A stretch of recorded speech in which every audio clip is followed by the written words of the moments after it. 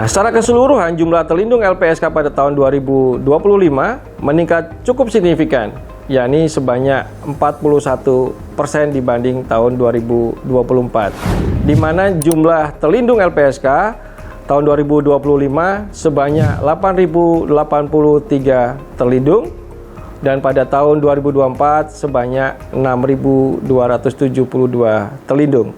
Nah, dari seluruh jumlah terlindung tersebut, 4.721 merupakan carryover pada tahun 2024 dan 4.122 merupakan terlindung baru pada tahun 2025.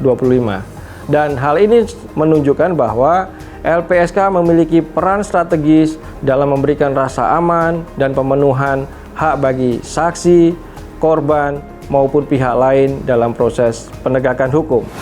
Jika dilihat berdasarkan jenis tindak pidana, kenaikan tertinggi terjadi pada tindak pidana korupsi, yakni sebanyak 140%, kemudian disusul tindak pidana pencucian uang sebanyak 99%, kemudian narkotika psikotropika sebanyak 90%. Kenaikan lainnya juga terjadi pada tindak pidana kekerasan seksual terhadap anak, yakni sebanyak 57%, kemudian penganiayaan berat sebanyak 21%, serta pelanggaran HAM berat sebanyak 15%.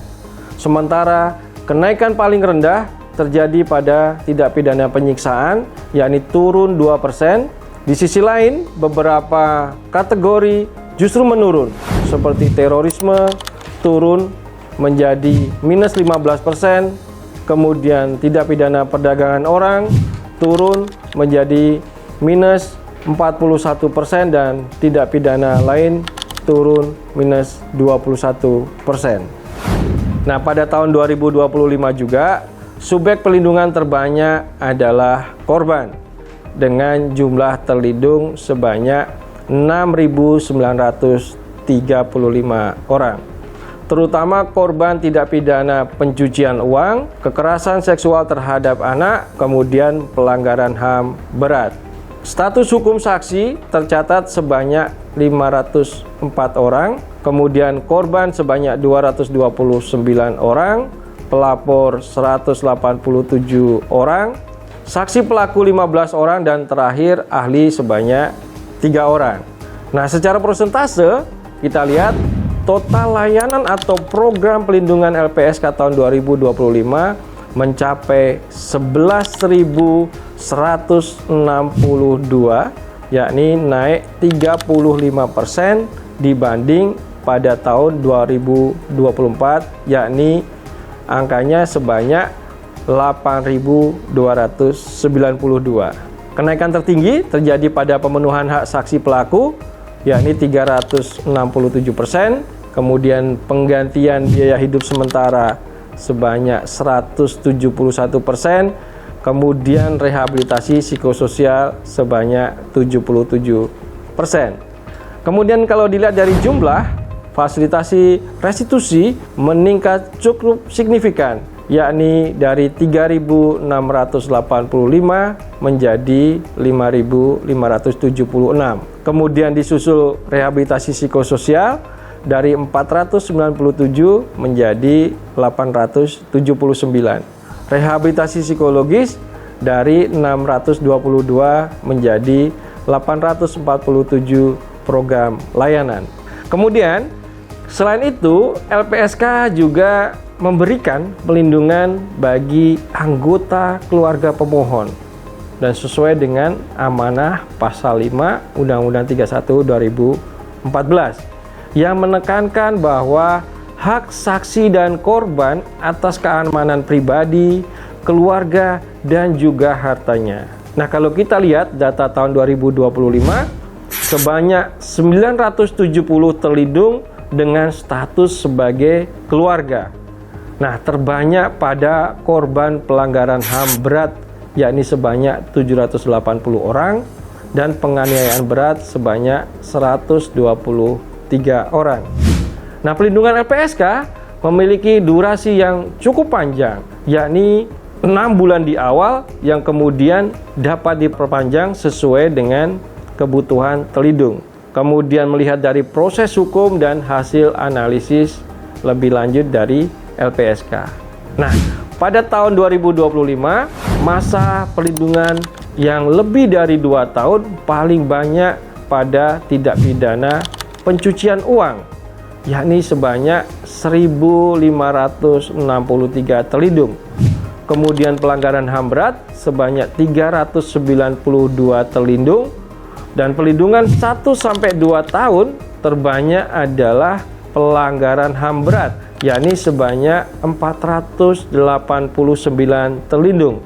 Sedangkan masa perlindungan dari 6 bulan sampai 1 tahun terbanyak pada tindak pidana kekerasan seksual terhadap anak, yakni sebanyak 289 terlindung.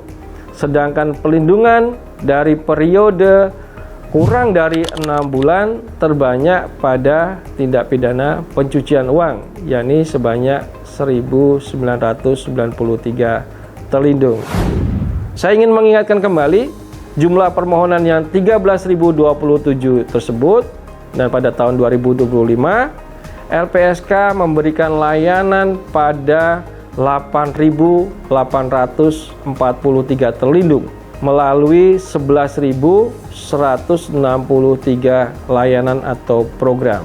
Nah, hal ini mencerminkan tingginya kebutuhan masyarakat serta peran aktif dari LPSK dalam memberikan pelindungan dalam proses peradilan tindak pidana. Nah, layanan yang paling banyak diberikan adalah fasilitasi ganti kerugian. Dalam hal ini restitusi maupun kompensasi, yakni sebanyak 5.658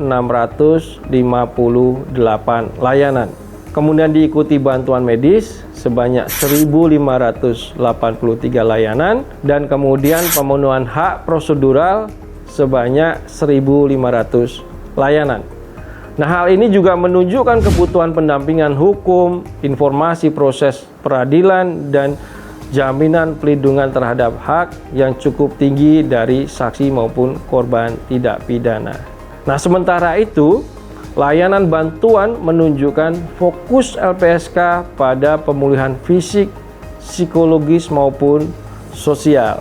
Nah, berdasarkan data tahun 2025, bantuan medis reguler menjadi bantuan yang terbanyak diberikan oleh LPSK dengan total 1.114 program layanan.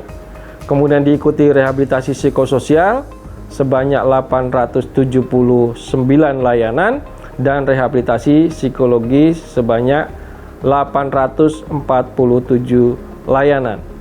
Nah, program bantuan medis kerjasama terrealisasi sebanyak 469 layanan, serta bantuan santunan kematian atau pengurusan jenazah sebanyak 81 program layanan. Nah, data ini menunjukkan bahwa dampak tindak pidana tidak hanya pada aspek fisik, tapi juga berpengaruh pada aspek psikologis dan juga kehidupan sosial, sehingga perlindungan LPSK bersifat holistik dan berkelanjutan.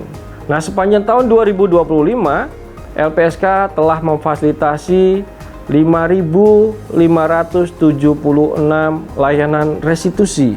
Nah, nilai penghitungan restitusi yang difasilitasi oleh LPSK totalnya sebanyak 585,04 miliar untuk lebih dari 4.000 korban tidak pidana. Nah, selain itu, LPSK juga memfasilitasi kompensasi bagi korban tidak pidana terorisme yang diberikan langsung oleh negara melalui LPSK.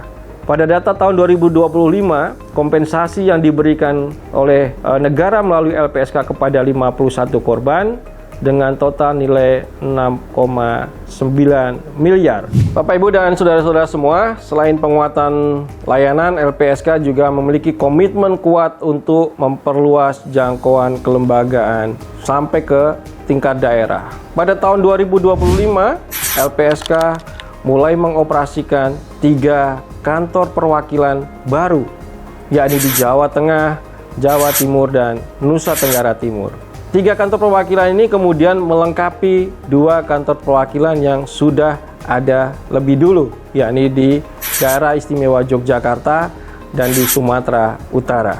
Nah, kehadiran kantor perwakilan ini diharapkan dapat mempercepat respon terhadap pelindungan, kemudian memperkuat koordinasi dengan aparat penegak hukum, serta menjalin kerjasama dengan pemerintah daerah. Nah, ke depan LPSK tengah mengusulkan pembentukan pos pelayanan pelindungan bagi saksi dan korban. Pos pelayanan ini merupakan embrio kantor perwakilan baru di beberapa daerah yang sudah direncanakan, yakni pada di Provinsi Bangka Belitung, kemudian Sulawesi Utara, Aceh, dan kemudian di Nusa Tenggara Barat. Langkah ini merupakan bagian dari komitmen LPSK untuk memastikan bahwa setiap saksi dan korban di Indonesia dapat mengakses pelindungan secara lebih cepat, lebih dekat, dan lebih efektif. Pada akhirnya, kerja pelindungan bagi saksi maupun korban bukan hanya tentang angka statistik belaka, tapi memastikan bahwa keadilan benar-benar dapat diakses oleh mereka yang membutuhkan perlindungan.